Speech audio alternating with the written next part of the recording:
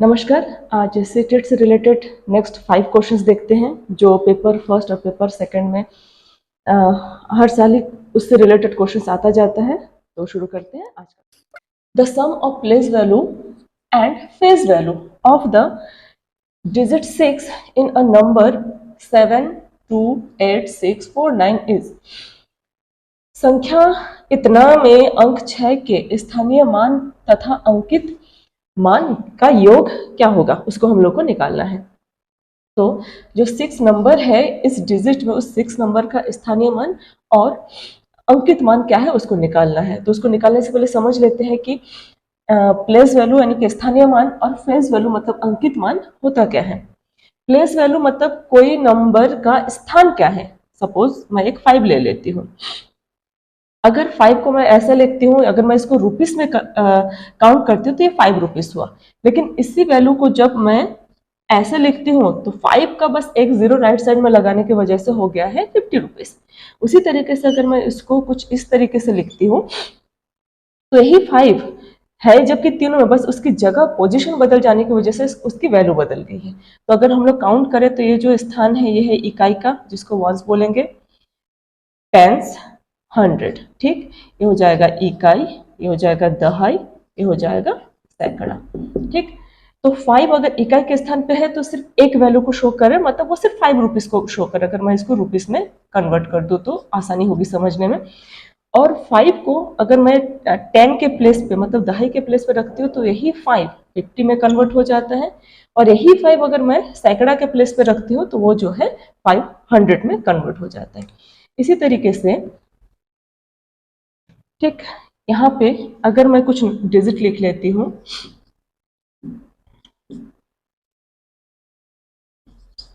ठीक, तो इस नंबर में प्लेस वैल्यू अगर बोले, अगर ऐसा पूछा जाता है कि 5 का प्लेस वैल्यू क्या है, तो हम लोग बोलेंगे 5 का जो प्लेस वैल्यू है वो है इकाई के स्थान में, मतलब सिर्फ 5 है।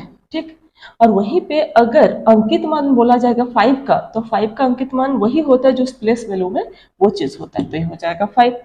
अगर यहाँ पे पूछता है कि 7 का प्लेस वैल्यू क्या है, तो 7 का प्लेस वैल्यू क्या हो जाएगा, किस स्थान पे है, तो 7 के बाद जितने डिजिट होंगे उतने जो है यहाँ पे 0 हो जाएंगे। और 7 का जो अंकित मान है वो 7 ही होगा।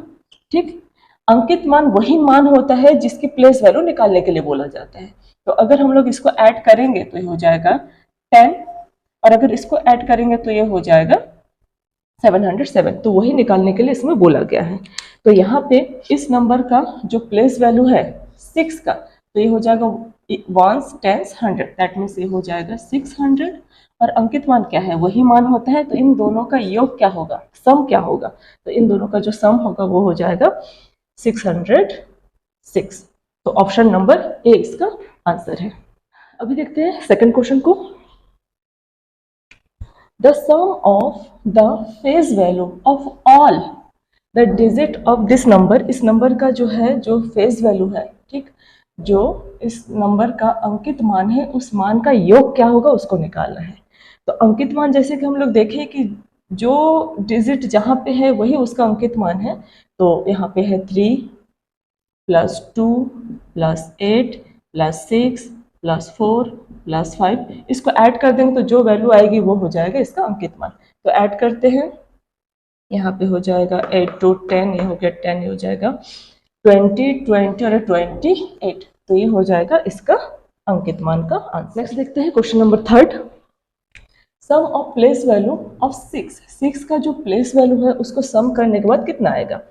इस नंबर में 6 का स्थानीय मानों का योग क्या होगा। ठीक, नंबर है अपने पास 63606।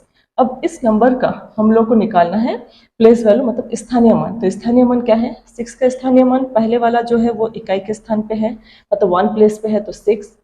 सेकेंड वाला क्या है, 1 10 100, मतलब ये 600 के प्लेस पे है जिसको सैकड़ा बोलेंगे।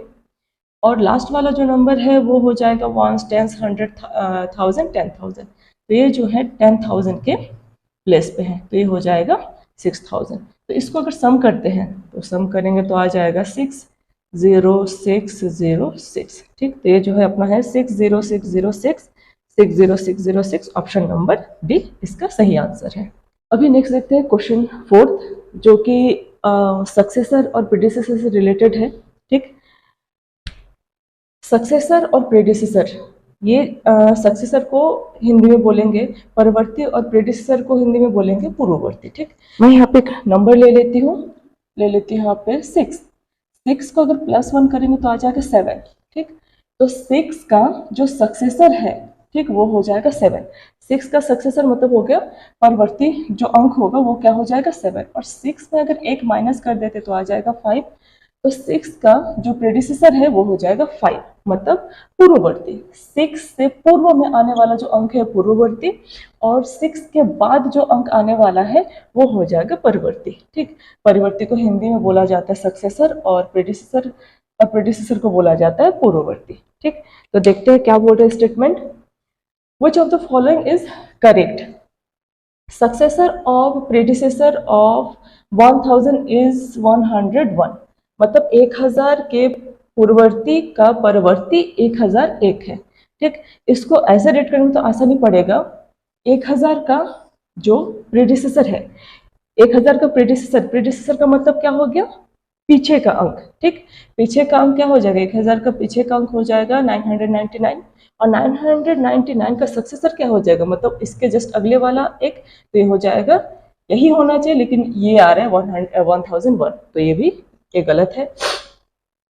सेकंड है successor of predecessor of 1000 is 1002, तो 1000 का जो प्रेडिसेसर है, 1000 के जस्ट पहले आने वाला जो अंक है वो क्या है?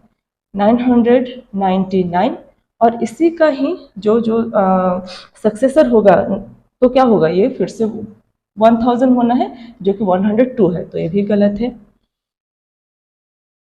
1000 का सक्सेसर अगर आप लोगों को प्रेडिसेसर और सक्सेसर में कंफ्यूजन होता है तो आप लोग याद रख सकते हो, सक्सेस कब होता है? जब एक आगे का स्टेप लेता है। ठीक, तो एक को याद रखो तो दूसरा ऑटोमेटिकली याद रह जाएगा। अगर सक्सेसर बोला जाए तो याद रखना जिस नंबर की बात की जा रही है उसका जस्ट आगे का, जो कि 3 होगा। ठीक, तो प्रेडिसेसर आप ऑटोमेटिकली उसको पीछे भी आ जाओगे, वो याद रह जाएगा। तो 1000 का सक्सेसर क्या हो जाएगा? 1001, और उसका प्रेडिसेसर मतलब क्या हो जाएगा? 1000, तो ये सही है। ठीक, तो ऑप्शन सी सही है, और डी गलत ही होगा लेकिन फिर भी हम लोग देख लेते हैं। 1000 का प्रेडिसेसर क्या हो जाएगा? 999, और 999 का प्रेडिसेसर 998, तो यहाँ पे क्या है? 999, जो कि गलत है, तो ऑप्शन नंबर सी जो है सही है। प्रीडिसेसर और सक्सेसर से रिलेटेड हर साल सीटेट के या फिर एस्टेट के में एक ना एक क्वेश्चन पूछा ही जाता है। अभी देखते हैं 5th क्वेश्चन को। A composite number has how many factors? एक भाज्य संख्या कितने गुणनखंड रखते हैं? गुणनखंड का मतलब हो गया वो किस किस के टेबल में आता होगा, किस कैसे? 6 1 के टेबल में आता है, 2 के टेबल में आता है, 3 के टेबल में आता है, खुद के टेबल में आता है। तो ये जो है इस 6 के गुणनखंड हो गए।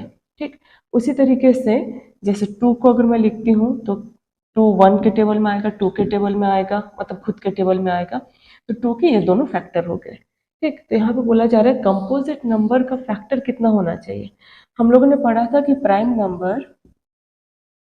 नंबर के जो फैक्टर है वो 2 होने चाहिए। एक तो 1 के टेबल में आना चाहिए, और एक जो है प्राइम नंबर 1 के टेबल में आना चाहिए और उस खुद के टेबल में आना चाहिए, मतलब इसके सिर्फ 2 फैक्टर है। जबकि कंपोजिट नंबर के